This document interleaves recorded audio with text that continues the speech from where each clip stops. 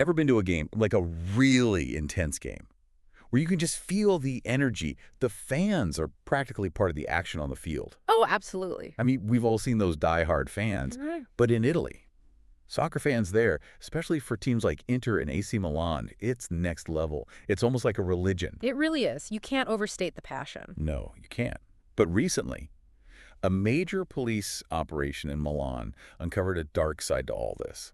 A side most fans probably never see. Right. It's easy to forget, but And it revolves around the ultras, the most hardcore fan groups. We're yeah. talking elaborate displays, flares, chanting, the whole 9 yards. The kind of stuff that makes you think, wow, these guys are serious. And they are. But this goes way beyond just being passionate fans. Way beyond. Yeah. And today we're going deep on a recent news story that really shook things up, exposed some alleged criminal activity within both the Inter and AC Milan ultra groups. It's disturbing stuff. It really is. We're talking extortion, violence, even ties to the Italian Mafia. This isn't just about soccer anymore. It's about power, money, really dark stuff. Exactly. And we've got this news article here details the arrest of 1818 ultra leaders. This wasn't just a few fans getting out of hand. This was organized. So we're going to try to unpack it all, what was happening behind the scenes, how deep this all goes. Now, I'm guessing most people hear ultras, they think passionate fans, maybe a little rowdy, but organized crime. How does that even happen? It's a long story, but basically, ultras emerged in Italy back in the 60s, 70s. Big social changes happening then. And these groups, they offered a sense of belonging, identity, especially for younger people. Sure, finding your tribe, right? Yeah. But over time, some of these groups, they became really organized, like their own little societies, hierarchies, rules, and unfortunately, in some cases, criminal elements. So how does something like that even start? What takes a group of, I don't know, passionate fans and sends them down that path? Well, it's complex, but a big factor is the presence of organized crime, especially in Italy. This article, it specifically links Inter Milan's ultra group, the Curva, to the 'Ndrangheta. The 'Ndrangheta, and that's, Serious business? yeah, not just serious business, right? We're talking about a whole different level. Oh, absolutely. We're not talking about some small-time local outfit. No, no. The 'Ndrangheta, they're considered one of the most powerful criminal organizations In the world. in the world, controlling billions. So their involvement here, it's a huge deal. It really changes the game. So how does this even happen? Why would a group like that, the 'Ndrangheta, why would they even be interested in a soccer club? Seems like such a weird fit. At the end of the day, it always comes back to money and power. Right. And soccer, especially at this level, we're talking about a billion-dollar industry. Billions. Okay. From ticket sales, merchandise, the broadcasting rights, you name it. Oh, yeah, for sure. The cash cow. It's a gold mine. And wherever there's that much money floating around, there's always going to be someone, or in this case, some group, looking to take their cut. Even if it means exploiting passionate fans, right? Turning their loyalty into a criminal enterprise. So we're not just talking about passion here. We're talking about exploiting that passion for profit. Yeah. It's kind of chilling when you think about it. It is. And it's not like it happens overnight. It's a slippery slope. You start small, maybe infiltrating the ticket market, scalping. Pretty soon it escalates. This article, it mentions that Inter's ultras, they were allegedly running protection rackets. Wow. Like shaking down local businesses. Exactly. And that's where those mafia connections, they become so valuable, right?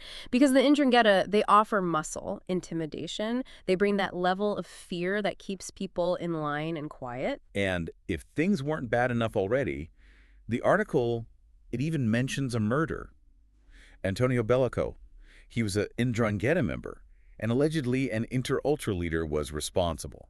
So this is serious stuff. Oh, absolutely. And we're not talking about some random act of violence either, no. This was about control, you see. Control of the money within the Curva Nord itself. Shows you just how intertwined these two worlds have become. Really makes you think. So even within the Curva Nord, there was infighting. I mean, you'd think they'd be more unified with everything else going on. It's like I was saying before, these criminal structures, they often mirror legitimate organizations, right? They have their own internal rivalries, power struggles. You have your different factions all vying for control. And in this case, the article, it mentions the death of Vittorio Biocchi. He was another former leader of the Curva Nord, right? Exactly. And you know what happens when a powerful leader like that dies? It creates a vacuum. And everyone scrambles to fill it. Exactly. And sometimes things can get messy, even violent, and it's easy to get caught up in the headlines and the drama of it all. But we have to remember, these aren't characters in a movie. These are real people with real lives who are making some very real and very dangerous choices. And you might think, okay, so that's Inter, that's their problem. But the AC Milan Ultras, they've got their own story. Just as concerning, really. And while the article seems to suggest that they weren't directly involved with the Mafia, like Inter's Curva, they had their own brand of, let's say, alleged criminal activity. Yeah, according to the article, AC Milan's Ultras seem to be more focused on the violence, the intimidation side of things. They were operating as their own separate criminal organization, their own hierarchy, their own methods. So less about working with the Mafia, more about doing things their own way. Pretty much, yeah. So if you weren't working with the Ndrangheta, what were they doing? What was the AC Milan Ultras game then? Well, if you believe what's in the article, it sounds like a lot of violence, a lot of intimidation tactics. Seems like their main goal was really just about holding on to their power and influence. So, like what? What were they actually up to? Think fights, attacks, targeting rival fans, that kind of stuff. Yeah, I remember reading about Luca Lucci, right? He's a big name in the AC Milan Ultras. He got arrested too, didn't he? That's right, Lucci. That was one of the biggest arrests they made in this whole operation. He was a leader in the AC Milan Ultras, no question. And, his case, it really shows you just how messy this whole thing gets. We're talking about the lines between fandom, politics, organized crime, all blurring together. Hold on, back up. Politics, what do you mean? Well, remember that picture? The one with Lucci and Matteo Salvini? Salvini. Yeah. He was the deputy prime minister, wasn't he? Yeah, at the time. And the picture was taken at an AC Milan Ultras event. Caused a real stir, but it just goes to show you how these groups, they can gain influence in all kinds of circles, even political ones. Wild. And it wasn't just Lucci, right? There was that whole thing with Fedez's bodyguards. Oh, right, yeah. One of them was apparently a close friend of Fedez, the singer. Crazy, right? It is pretty crazy when you think about it, Fedez. I mean, it really shows you how wide this whole thing goes, how far it reaches. It's not just some isolated incident. Absolutely. When you start seeing those kinds of connections, it makes you wonder, who else is involved, who else is connected. This investigation, they just peeled back the surface, I think. Yeah, so let's recap for a second.